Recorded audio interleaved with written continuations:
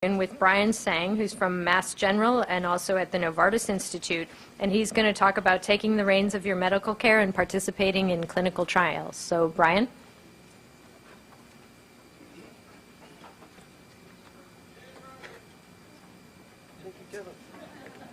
Arrows for forward and back. Just Arrows if you want forward and back, and you can do this for trackpad. okay. Okay. Thank you. Thank you, Beth. I really want to thank everyone for coming. I think for me, this being number 4, I certainly got to give credit to Kevin Goodfellow, who is originally the person that asked me the question, why are we always in the shadows of Duchenne? And then with support from MDA, Chris Rosa, Annie Kennedy, when we floated the question, should we do this? A lot of people thought this was crazy. Would anyone come? Would men with Becker or families touched by Becker show up at something like this? And so this is number 4. And I'm really honored to be a part of this family, this team, this community. And over there on the left, Beth, you're in that picture, number 1, where we didn't even have time to put together a picture of who was there, but we got our speakers. Number 2, we probably had about 30 people there. Last year at Cedars-Sinai, I don't know how many people were there, but it was a lot of people. And now here. And if you ask me, this is a first in the world, in the sense that no men with Becker have ever gotten together with such a collection such as this, other than these 4 events, as far as I've ever heard of. How many people in this room have never met a man with Becker before, that this is the first time you're seeing someone else? That's cool. That's amazing. You're not alone. And I think for some of you here, you all, I know there's Olympics going on, but I say you all deserve gold medals for being here. And for you living with Becker, you are the experts. And I know we have world-class speakers, but we aren't the experts. You all are. And so I'm here to learn as much as I know you're here to learn. So I appreciate the questions and the dialogue. And my goals really are just to make sure that we're communicating, and that everyone here should be meeting someone else that they've never met before. And if you can find someone close to you or far from you, get connected. Really important. Dennis is 72. Anyone else 70 years young? That's amazing to me. So forgive me, I'm a pediatric neurologist. I generally take care of kids shorter than me, which isn't very tall. But I certainly have a lot of insights watching the kids I've taken care of grow up. And the transitional themes of which, Chris, you were sharing about, I embrace everything you said, and everything you stand for is why you should get a gold medal. All right, so the idea, if you've ever heard this from a doctor, fire them. It's genetic. There's nothing we can do. I'm going to give you that tip right now. If that's all they can say to you, fire them. If they can say to you, it is genetic, but there's a lot we can still do. That's the person you want, or that's the person you want to train up to getting to being the person on your team. And you can do it. And I'm going to give you some tips how. Dr. Becker, I do have to show a picture too. He's the one who first described Becker muscular dystrophy. This is a picture of him. And now for the first part of my talk, taking reins. I'd like to think the ride is really smooth and you're just having a nice little trot out on the farm. But I think for a lot of you, this is what taking the reins of your healthcare is like. It's going crazy. It's going wild. It's going in directions you don't even know where that wild beast is going. And I think that's true for all of us in healthcare now. Times are really turbulent right now. Things are very fluid. Things are going to move in directions that I could believe will be very unfavorable for those of you that have complicated chronic issues. So you have to own your health. You have to know your data. Who here has a binder with tabs that describes the different components of your body? Gold stars for you. For those of you who don't, you want to. You really need someplace, a central repository where you have your information. Because if you think the medical records at this hospital is talking to the hospital over there, big assumption. It's really important you have notes of all your clinic appointments and that you have records of your labs, your echoes. You want to know what those numbers mean. You want to assemble a medical dream team. The people that spoke today, that's a dream team. That's not to say you have to have every one of them as your dream team, but someone like them, or someone close to that, or someone like them that's willing to talk to one of them. Lisa Wolf, the pulmonologist who spoke today, I'm connecting you with a lot of people. And I know you can't be on everyone's dream team, but someone like you, someone like Dr. McNally, you just have to make sure that your doctor knows how to reach to someone when they have some really important question that's relevant to you. Know your insurance and coverage. That's a stinker. They don't make it easy for you. And if you think your insurance coverage is taking care of you, you're wrong. Your insurance coverage is not built to take care of you. It's really a complicated system. It's like rabbit tunnels. And you have to know what's in or out of network for doctors. You have to know how to get out of network. How many people are seeing doctors outside their network? It's a pain in the you-know-what. But I would say to get to a Dr. Wolf or a Dr. McNally, it's worth doing. It takes extra paperwork, extra time to do so. And for some of you, you just can't get to them. So you want to know at least who locally or regionally you could get to that's at least as in tune or reading the stuff that these two are publishing. For those of you that say, I don't have anyone, if you've ever been in a clinic and there was a medical student or a fellow or a resident, invite them in. That might be the next greatest thing for Becker muscular dystrophy, that young mind trying to find out what career path they want to be on. Don't dismiss them and say, read the chart. You've just perhaps hurt the future of Becker muscular dystrophy clinical care or research. Please bring these young trainees in. We need them, each and every one of them. Knowing your rights, Social Security, how much things cost. Assume nothing. Especially don't assume your medical care is being taken care of by people who don't know you. This is medical care in the United States right now. It's full of silos. And I'm talking about silos within a hospital, departments. I'm talking silos across hospitals. And I'm talking about that silo talking to your insurance company. They don't talk. It's really a horrible system. So how do you prevent falling through those cracks? And those cracks are expensive. If you don't have authorization for expensive things and it's bought and it's charged, you're eating the cost. They're going to bill you. And I have families in my clinic that collection agencies are coming after them. You have to know your fine print.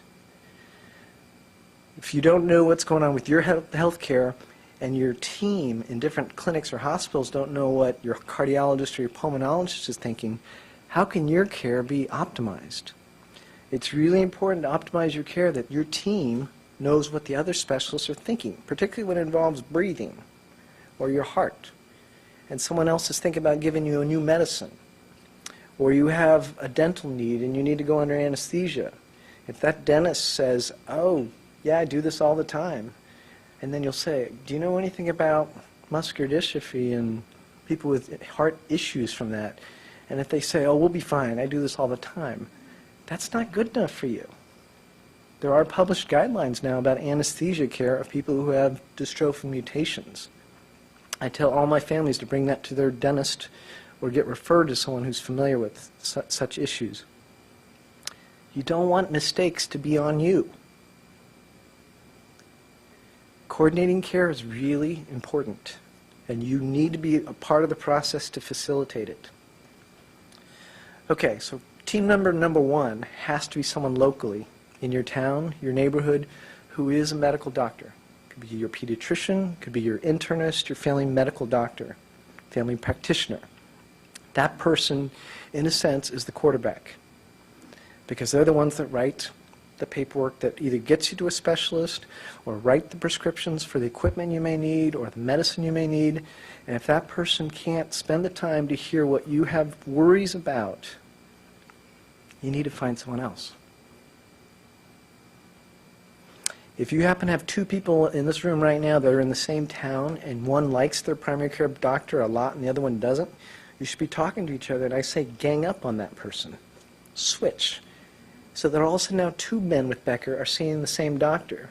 I've seen this work. All of a sudden that primary care doctor starts getting up to speed on Becker muscular dystrophy, and it can be awesome. Okay. And the backup person, which really is not appropriate, the primary care provider becomes you and your significant other. Someone who loves you, who's also paying close attention to changes. And that's not enough. So you got to make sure you have someone who has a medical degree that's also paying close attention. For the other specialists, it really does need to be a team effort. And for everyone to be rowing in the same direction at the same time, that takes a lot of coordination. But there is always someone in charge, and that, generally speaking, should be the primary care doctor, with you also chiming in.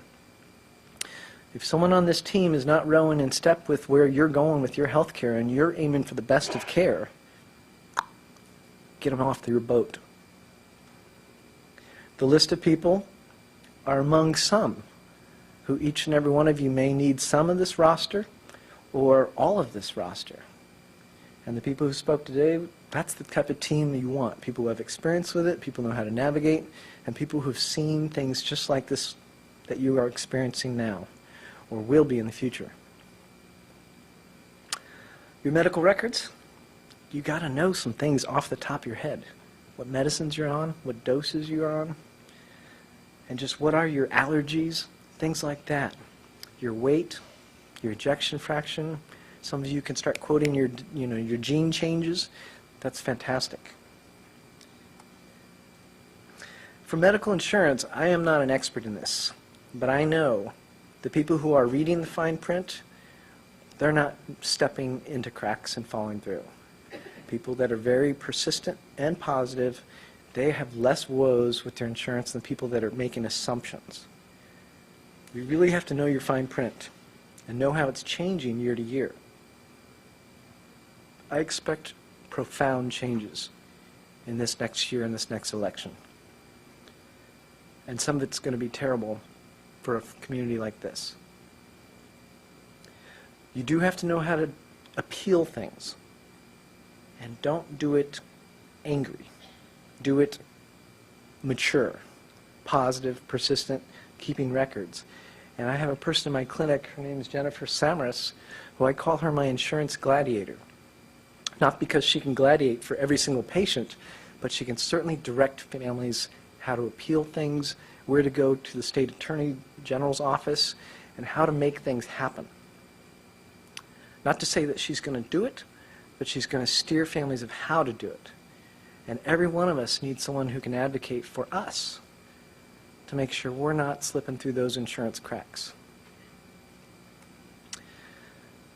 Social Security, disability, those are things that people in this audience have to know like the back of your hand. You're eligible for things, but you're not going to get it handed to you. It's really set up to turn people away who don't deserve it. You will be turned down on a lot of first passes. And the appeal process is designed to see, are you really eligible? Are you really serious?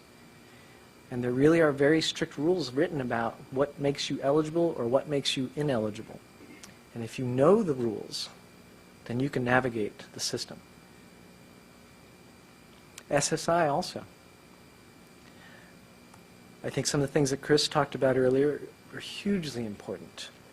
And I'm certainly not an expert in those areas, but I would certainly advise you to make sure you're talking to someone like Chris, who really knows how that all fits. And for many of you, you know.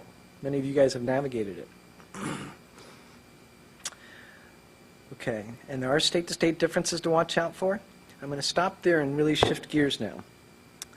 Beth asked me to talk a bit about participating in clinical trials. And I don't think if anyone here does not have good medical care and a good team, I don't think going into clinical trials is a good idea.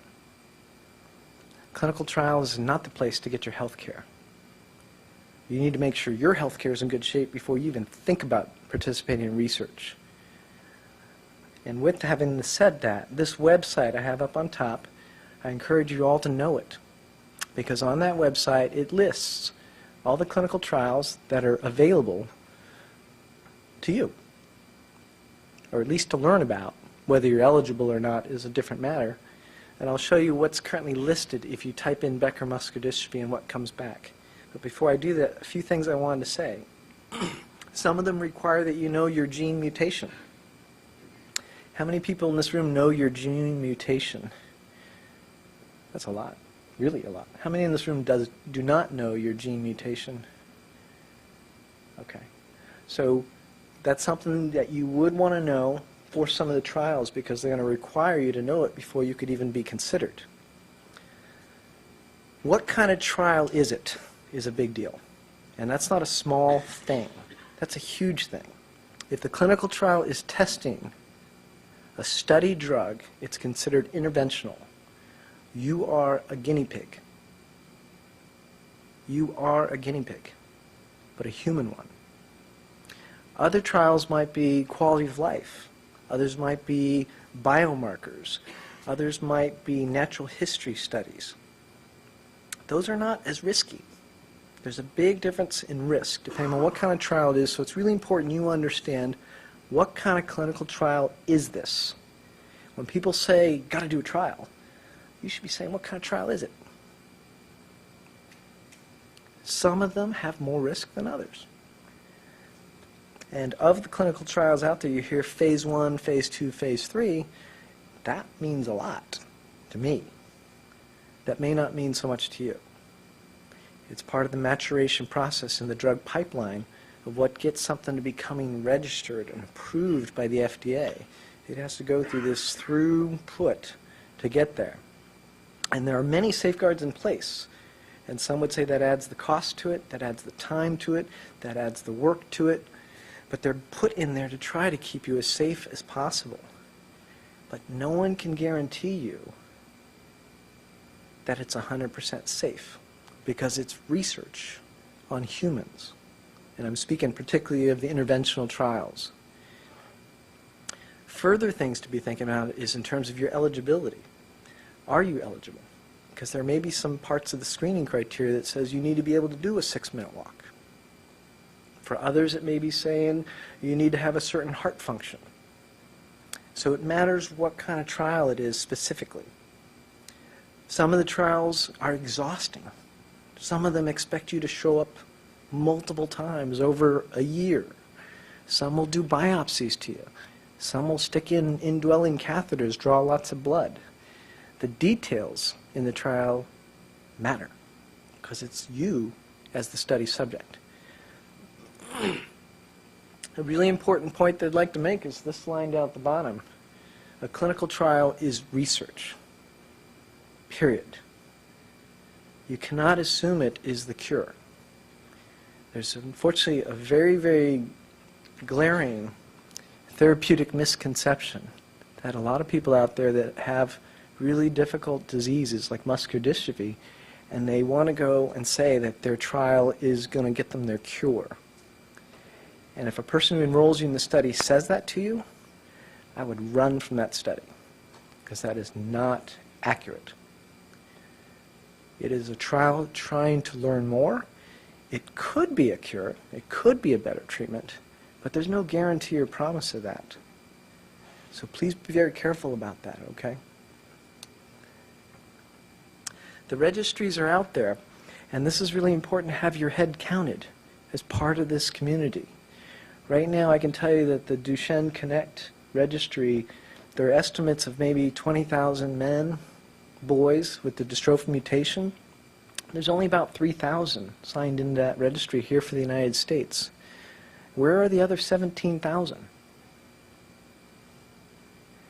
If we don't have them accounted for, a lot of people are going to turn away from doing research in muscular dystrophy because where are the patients?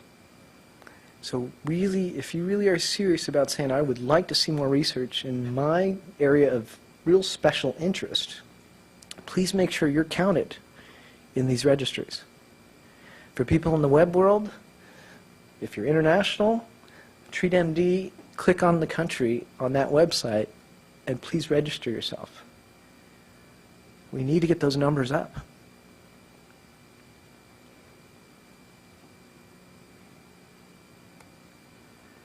Okay, so this I just printed off yesterday. I typed in Becker muscular dystrophy, and this is what came back to that clinicaltrials.gov website. I took off all the trials that were inactive or the trials that were no longer considered active or they had unknown updates. The ones that are recruiting, there were 37 that came back. That's pretty good. If we did this 5 years ago, I think we might have gotten 2. 3 years ago, we might have gotten maybe 4. So it does overlap in large part with the Duchenne population, but that's okay. So there are different types. Some of them are observational. Some of them are quality of life. Some of them are interventional, testing novel molecules in humans, patients for the first time. And we're going to hear from Dr. Ron Victor on one really important set of them. We're going to hear from Glenn Walters on some really exciting imaging work that's going to hopefully preclude the need for muscle biopsies. And I would like to see this list just grow. So what must be in place for a human trial? Lee Sweeney and Melissa Spencer are going to speak to this, and we're blessed to have them because we've got some real world-class expert people speaking. And I think from the perspective that I'd like to share with you is really, it's all about making sure that there's safety and the hope for efficacy. But the safety is first. Safety is first. No trial should hurt you on top of your disease worse than your disease by itself. But there's risk because the unknown is what research is about. How you decide a first dose going from what worked in a mouse to a human is not a trivial adventure. It is really tough.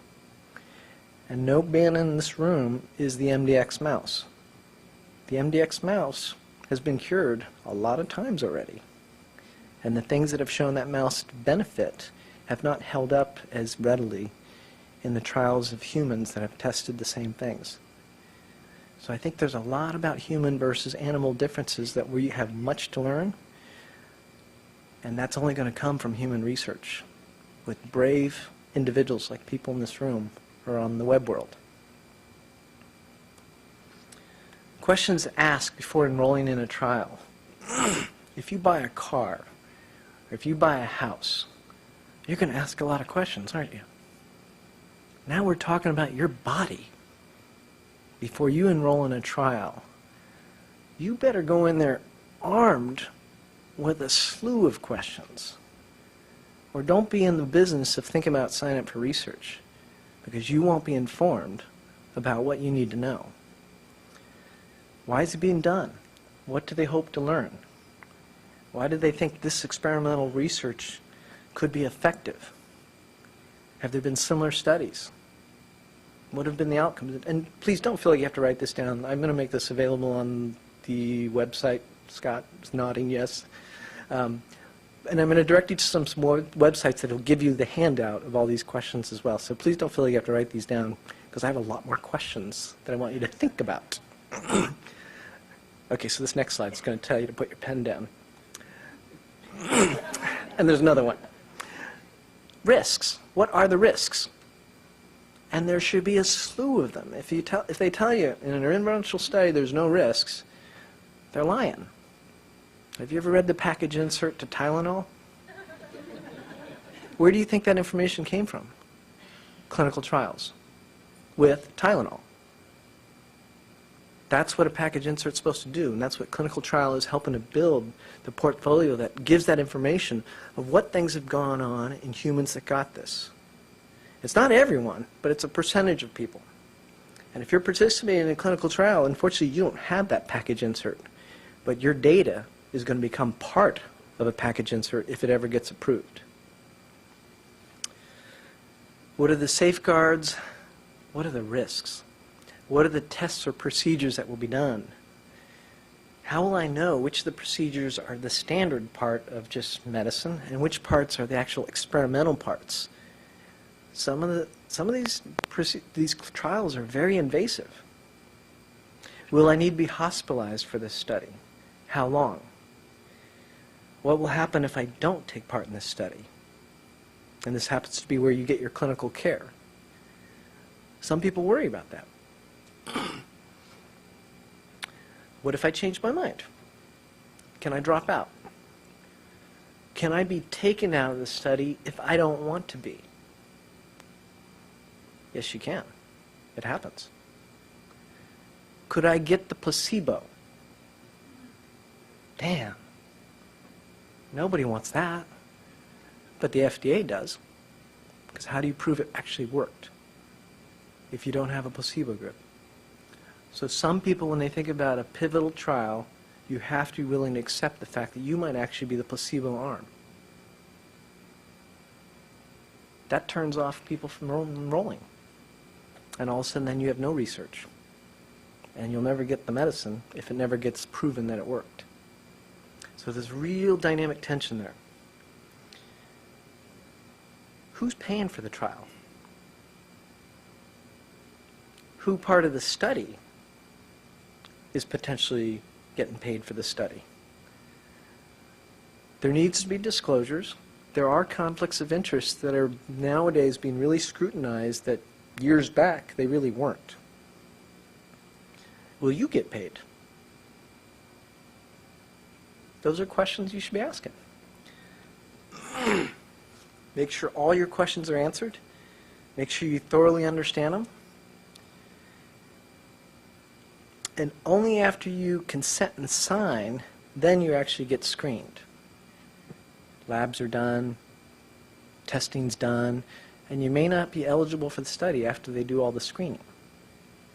A lot of people don't like to hear that, but it's true. You may be pulled from studies even if you want to be in it, or you may not be eligible for the study you thought you were.